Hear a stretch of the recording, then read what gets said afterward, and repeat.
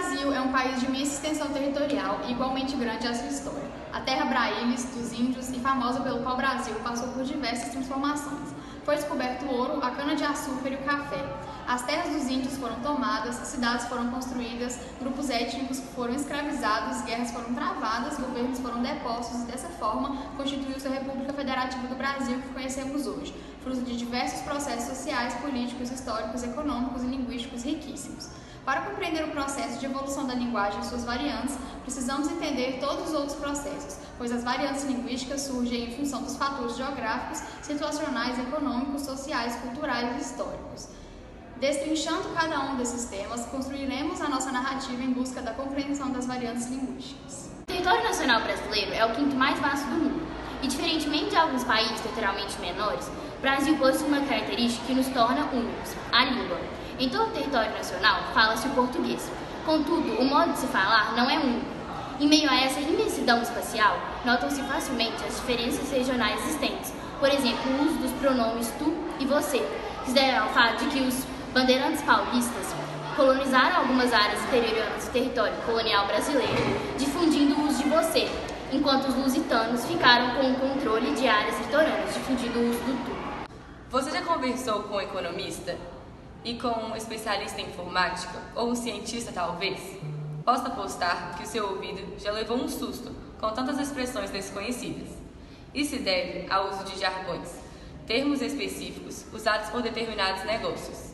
E quem não faz parte desse círculo acaba se perdendo no diálogo. A variação sociocultural é aquela pertencente a um grupo específico de pessoas.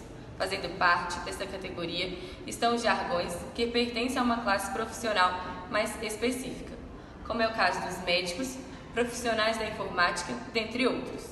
Também podemos destacar as gírias, às quais pertencem grupos de surfistas, tatuadores, entre outros. A linguagem coloquial, usada no dia a dia das pessoas, e a linguagem formal, que é aquela utilizada pelas pessoas de maior prestígio social. Outro fator importante dentro da variação linguística brasileira é o fator socioeconômico. Dentro deste tema, há infelizmente uma criação de certos estereótipos. Isso se deve principalmente ao fato de muitas pessoas julgarem a maneira de falar dos outros, relacionando ao lugar de origem, nível de educação e condição econômica. Tá, bom dia, eu chamo Gabriel, eu tô querendo te fazer algumas perguntas sobre como que a linguagem esteve presente ao longo da sua vida, ao longo dos anos. Primeiro, se você percebe alguma diferença no modo que as pessoas falam, em geral, assim. Eu percebo, principalmente, igual a gente tá aqui, né? 5 celulares, a nossa geração é muito tecnológica, então acho que a nossa linguagem mudou muito por causa disso. A gente usa muita gíria de internet no dia a dia, até às vezes em lugar que a gente não devia usar. E você acha que, agora mais do jeito que as pessoas falam mesmo, da língua, mudou muito, principalmente entre os jovens, assim, de uns 40 anos pra cá? Acho que sim. Acho que a gente mudou muito, até dificulta, às vezes, dos mais velhos entenderem a gente tem que pensar de um jeito mais como eles, né? Porque a gente fala de um jeito que a gente não percebe, mas acho que mudou muito. E você sabe algumas diferenças regionais, assim, do Brasil? Alguma coisa que você sente, você viaja? Aqui em Minas a gente tem muito de falar muito rápido, às vezes em outros estados a gente não consegue falar, o povo não entende. E muita expressão, né, que a gente acha que todo mundo vai entender, as pessoas não entendem, tem muita diferença. Tipo a reda, teve uma vez que eu viajei pra Salvador e lá eles não entendem o que é a reda. Eu achei um absurdo, porque a reda pra mim tinha que ser um verbo usado assim por todo mundo. E acho que é isso então. Obrigado. De nada. Boa tarde. Já é tarde? Bom dia, né? E eu chamo Gabriel, eu queria saber como que a linguagem esteve presente na sua vida durante os anos e sobre isso, mais especificamente, se você percebeu alguma diferença no jeito como as pessoas falam. Muita diferença. e como? Acho que hoje as pessoas usam mais outros meios de comunicação que não só a linguagem. A linguagem, ela vem sendo mais usada, mas a linguagem como expressão correta da língua portuguesa vem sendo desvalorizada. As pessoas falam errado e é quase que moderno falar errado, quase que bonito falar errado. Então acho que isso é uma perda. E você acha que os jovens sentem uma diferença um pouco mais acentuada, assim? E se de 40 anos para cá, como que mudou, assim? O que você acha? Pois é, eu acho que os jovens são os principais protagonistas dessa mudança. Eles é que mais fazem acontecer essa mudança. E você tem alguma ideia por quê, assim? Alguma hipótese? Eu acho que faz parte da vida moderna hoje. Na minha juventude, quando eu tinha a sua idade, falar gíria era meio que censurado. Era assim meio feio falar gíria. Sabe? Só assim, num ambiente muito adequado para se falar uma gíria. E hoje todos nós falamos mais gírias, né? E principalmente os jovens.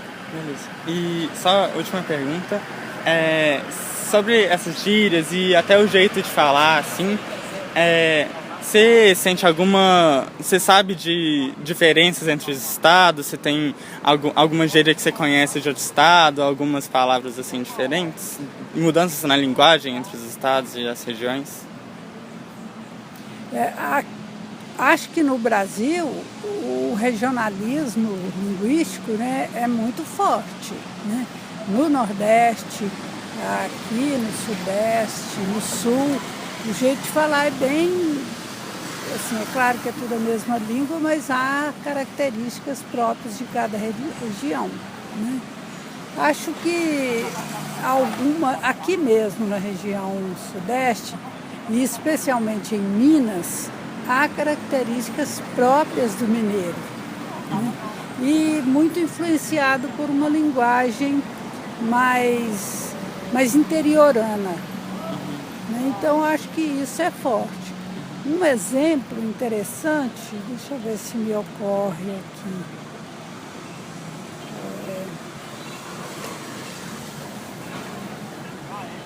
De Minas. Pode ser de outros estados também.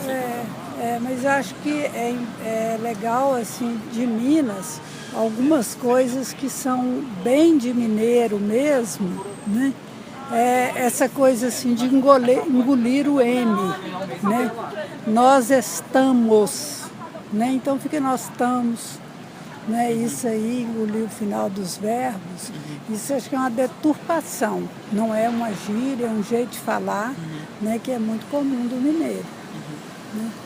Eu acho que no Nordeste tem países tem estados que têm uma pronúncia e um uso da língua muito mais correto do que nós, mineiros, por exemplo. Como? Chega quase ao erudito o jeito de falar. Uma ocasião eu viajava pelo Nordeste, já faz bem anos, e uma pessoa estava na estrada assim, com o carro parado, nas estradas de interior, e a gente perguntou para a pessoa se queria ajuda, né? Se o que estava acontecendo com o carro ali, já queria ajuda. E a pessoa respondeu assim, apontou para o carro e falou assim, não, muito obrigada, furou-se-lhe o pneu. Quer dizer, é uma linguagem perfeita, né? Que não é comum, o mineiro não falaria assim. Né? E era uma pessoa simples, do Maranhão. Legal. Falava isso. Então, obrigado por compartilhar seu... Alguma vez na sua vida você já notou diferenças na fonologia de algumas palavras ou até mesmo em nomes que certas palavras adquirem em diferentes regiões do Brasil? Já. No Ceará, por exemplo, tem muitas palavras diferentes daqui. Quando eu fui pra lá, eu senti bastante diferença. A que você acha que se devem as incontáveis diferenças linguísticas presentes no solo brasileiro? Por que você acha que tem essas diferenças? Cultura, né? Em cada lugar, em cada estado tem a sua cultura, né? As pessoas são diferentes, querendo ou não. As culturas, a gente vai em outros lugares, aqui muito fala uai, trem, você chega lá, é tudo diferente. Eu acho que é a cultura mesmo de cada estado. Muito obrigado. De nada, gente. Tchau, tchau. Na sua vida, você já notou diferenças na fonologia de algumas palavras ou até mesmo nos nomes que certas palavras adquirem em diferentes regiões do Brasil? Sim, bastante, porque eu tenho até meu filho mora no Amazonas, meu filho, minha nora e minha neta. Então eu vejo muito essas diferenças, sabe, de vocabulário, de fonologia. É bem interessante mesmo a diferença. A que você acha que se devem as incontáveis diferenças linguísticas em diferentes regiões do Brasil? O que se deve? A essa miscigenação, essa mistura mesmo, né? Que o Brasil é uma mistura de raças, né? Veio os portugueses, vieram, e lá no norte tem muito índio, né? Então houve uma mistura de línguas por causa da mistura de raças, né? Ok, então. Muito obrigado, viu? Você já presenciou alguma situação de estereótipo com relação ao jeito de falar?